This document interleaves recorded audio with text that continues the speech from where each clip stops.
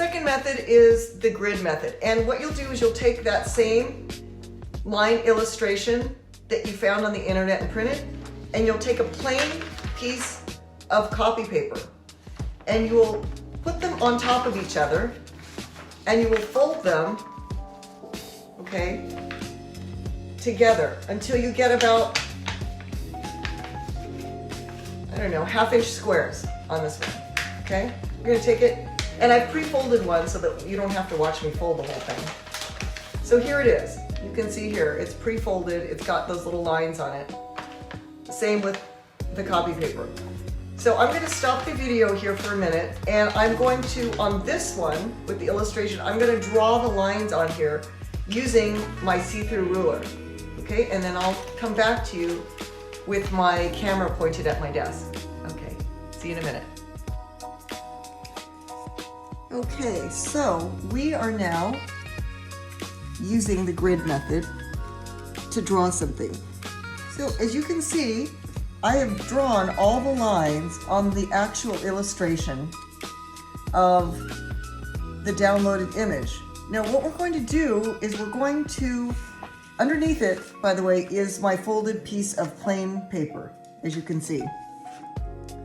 So what we're going to do is we're going to number the squares on the illustration that have any kind of drawing on it. So for instance, this is 1, 2, 3. This one has nothing in it, so there's no number in there. And then you put the other numbers, 4, 5, 6, 7, 8, 9. And you keep going, okay? And I'm gonna number all these and come back. Okay, I've numbered all of them, and you can see here, I've got 1, 2, 3, 4, 5, 6, because it's got this little line, 7, 8, 9, 10, and it keeps going down. You can see all the way to the bottom. I didn't put numbers where there was nothing, like this one, because there won't be anything to draw, and I'll show you. Then after you've done that, you take the same paper that's underneath, that's blank completely. You're gonna number all of these squares exactly the same way as you did on the illustration. Okay? I'll meet you back in a minute. So now you've got gridded plain white paper, copy paper, and you've got your gridded illustration that you're going to want to copy without a light box.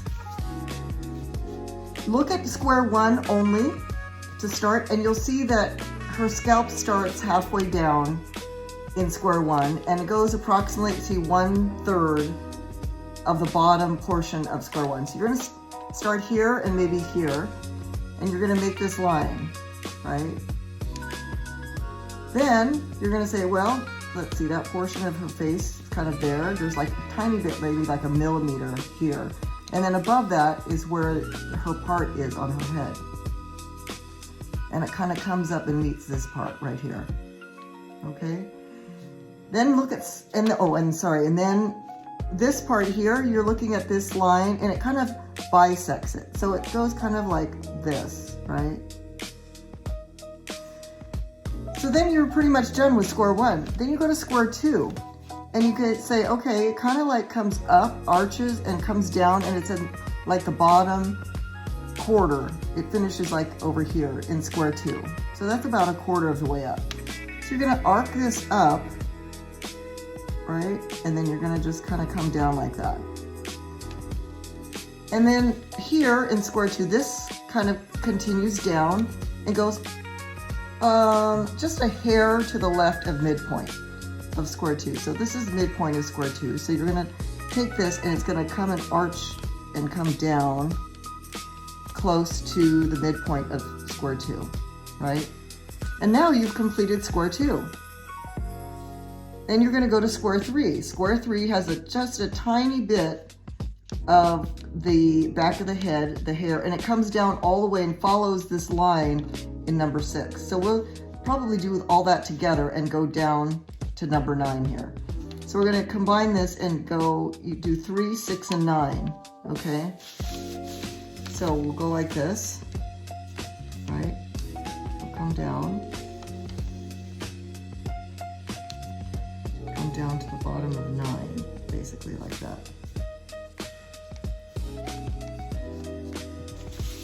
Okay, let's go up and now we'll go to 5. So 5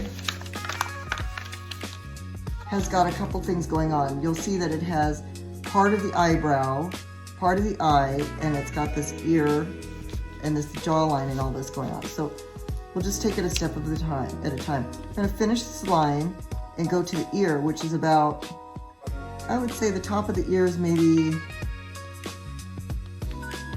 almost a quarter of the way down.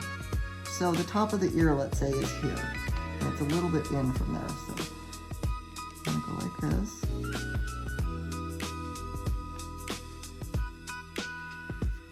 Actually, kind of slopes down quicker and then goes over. Right? And then it kind of goes up from here.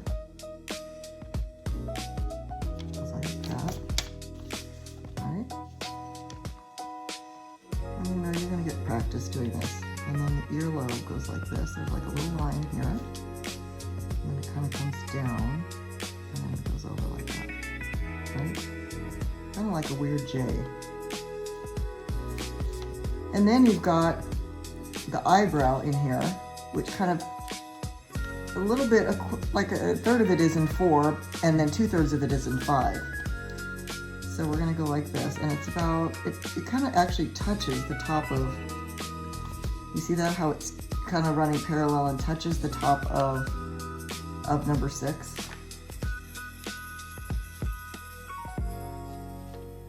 It kind of arches down. We can darken this later. And then there's part of the eye here too. You can see here, it's about, I don't know, like a third of the eye is to the left and 2/3 to the right. It kind of just follows the eyebrow. And you can see it's about, the position is about 1/5 of the way down of the whole square. So if you divide that in 5s, and you can do that with your ruler if you want. If you really want to get really specific, you can do it with your ruler. And then, you know, it might be a good idea to iron this too. I didn't think about it, but I don't think that we ironed it back in the day. I think we just did it. And I'll give you an example. I videoed an example of it and told you what I did.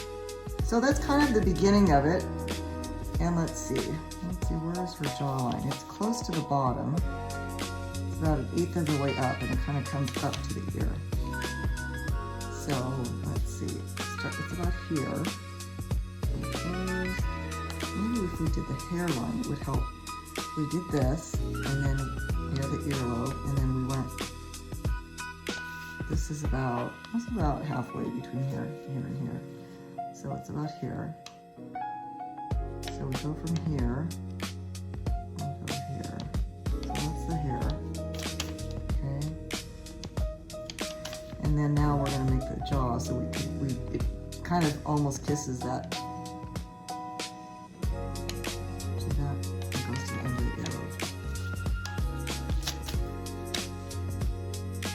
And then, you know, the line quality you can fix later. But we're just gonna kind of get the general shape in there.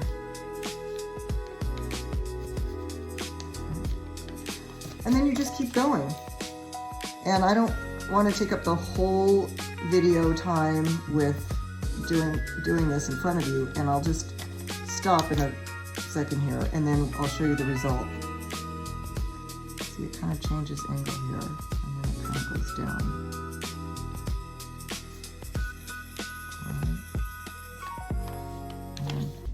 Breaks, you can see there's like kind of like a tiny break there, and then it kind of comes over. So you can see the face is taking shape, right?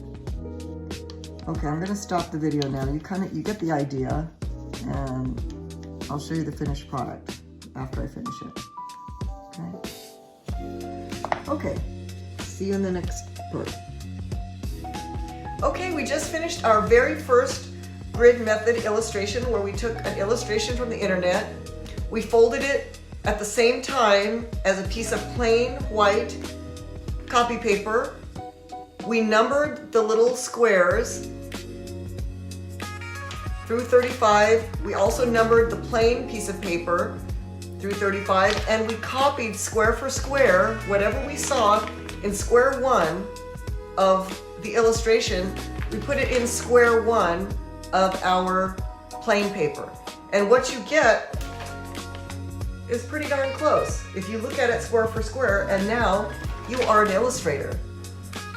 So do you want to hear a practical application where I used the grid method in my design career? This is when I was designing a bridge line. I had a knee-length leather dress that needed to be painted and embroidered.